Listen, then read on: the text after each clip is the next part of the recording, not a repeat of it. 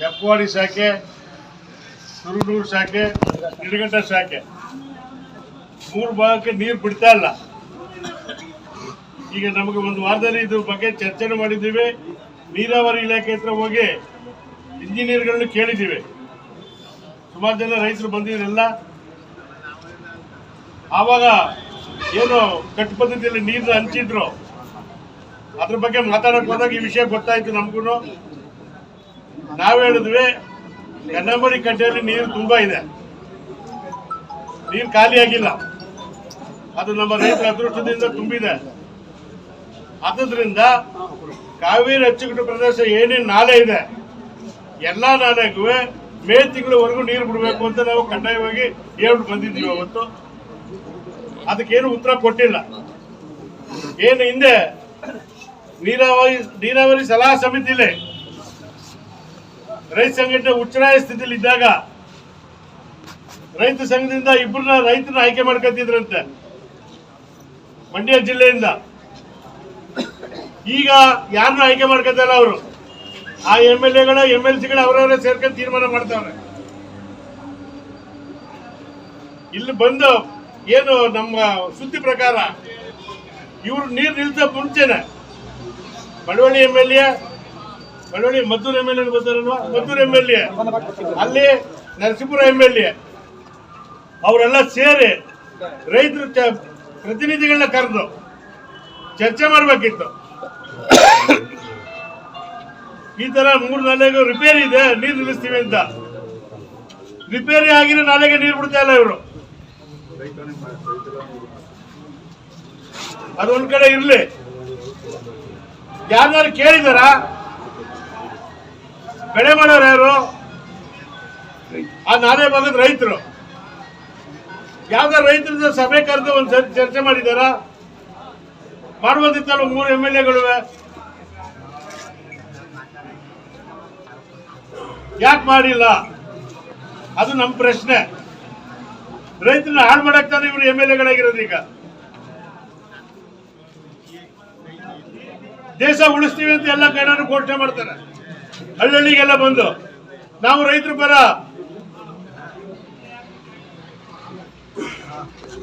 ನಾವು ಬೆಳೆದಂತ ಬೆಳೆಗೆ ಸರಿಯಾದ ಬೆಲೆ ಕೊಡಿಸ್ತಾ ಇಲ್ವಲ್ರಿ ಇವರು. ಖರೀದಿ ಕೇಂದ್ರ ತೆಗಿತಾ ಇಲ್ಲ ಇವರು.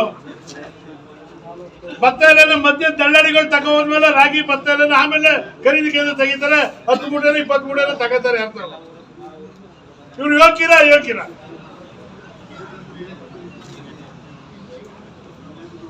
ನಾವು KRS ಬರ್ತಾ ಇದ್ದದ್ದು ನಂಬ್ಕೊಂಡು ದೀರ್ಘಾವಧಿ ಬೆಳೆ ಹಾಕಿದ್ದೀವಿ.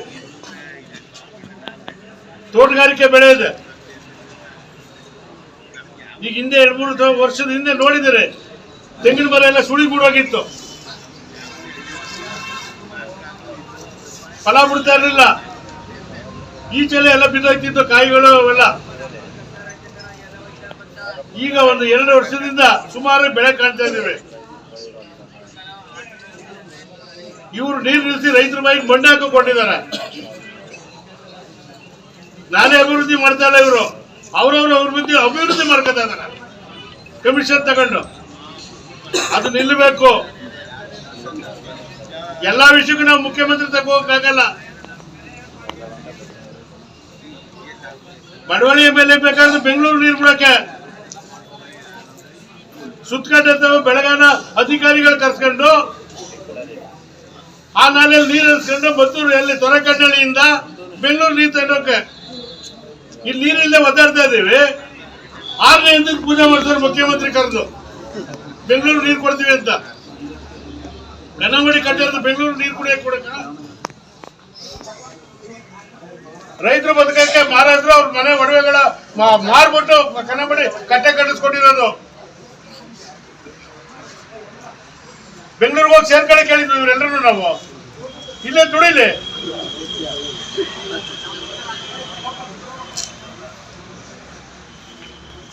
ಇವರೆಲ್ಲ ನಗರದಲ್ಲಿ AC ರೂಮಲ್ಲಿ ಇರ್ತಾರಲ್ಲ, ಅದರಿಂದ ಬೆಂಗಳೂರು ಇವ್ರ ಸ್ನಾನಕ್ಕೆ ಕುಡಿಕೆಲ್ಲ ನೀರು ಬೇಕಲ್ಲ. ಇಲ್ಲಿ ಗೊತ್ತಾಗೋದು ಕಷ್ಟ. ಹಗಲು ರಾತ್ರಿ ನೀರು ಕಟ್ಟಿದ್ರೆ ರಾತ್ರಿ ಹೊತ್ತು ಹಾವು ಚೇಳು ಪ್ರಾಣಿಗಳಿಂದ ಯಾರೋ ಕಾಡು ಪ್ರಾಣಿಗಳು ಬರ್ತಾವಲ್ಲ, ಎಷ್ಟು ಜನ ಚಿರತೆಯಲ್ಲಿ ಸತ್ತಿಲ್ಲ?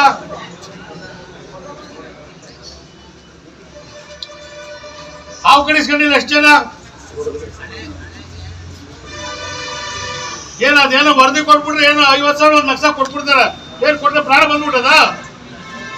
ಬರ್ಲಿ MLA ಹಾವು ಕಡಿಸ್ಕ ಸಾಯ್ಲಿ, 1 ಕೋಟಿ ಕೊಡಿಸ್ತೀನಿ ನಾನು.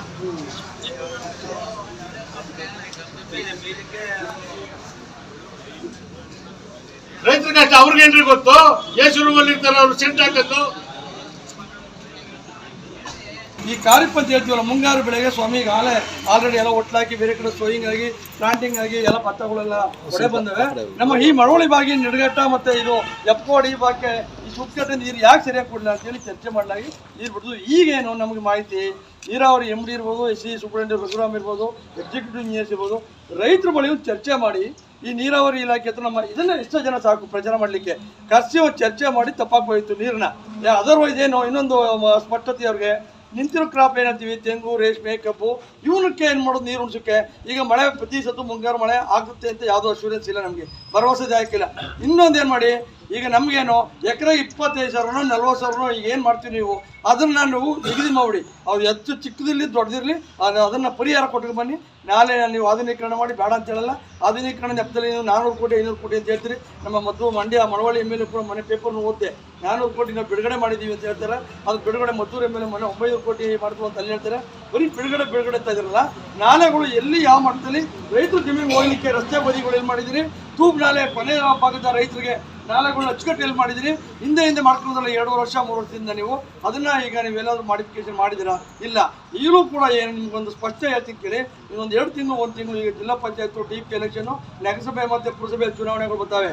ಆ ಉದ್ದೇಶ ಇಟ್ಕೊಂಡು ಏನು ಮಾಡ್ತಾರೆ ಇವರು, ಜನರನ್ನ ದಿಕ್ ತಪ್ಪಿಸಿ ಅವೇರ್ನೆಸ್ನ ಬೇರೆ ಕಡೆ ಎಲ್ಲ ನಮ್ಮನ್ನ ಚಳಿ ಕೆಲಸ ಮಾಡ್ತಾವ್ರೆ.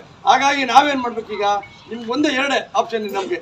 ನೀರು ಬಿಡಿ, ಆ ನೀರು ಬಿಟ್ಟ ನಂತರ 1 ವಾರ ಏನು ಹೇಳ್ತಿರಲ್ಲ 21 ದಿವಸ ಈಗ ಮಾಡಿದ್ವಿ. ಈಗ 21 ದಿವಸಕ್ಕೆ ಅಪ್ರೂವಲ್ ತಗೋತಾವ್ರೆ. ಈಗ ಅವರು 18 ದಿವಸ ಅಂತ ಹೇಳಿದ್ರು, 21 ದಿವಸಕ್ಕೆ ಈಗ ಮೊನ್ನೆ ಫೈನಲ್ ಆಗಿತ್ತು.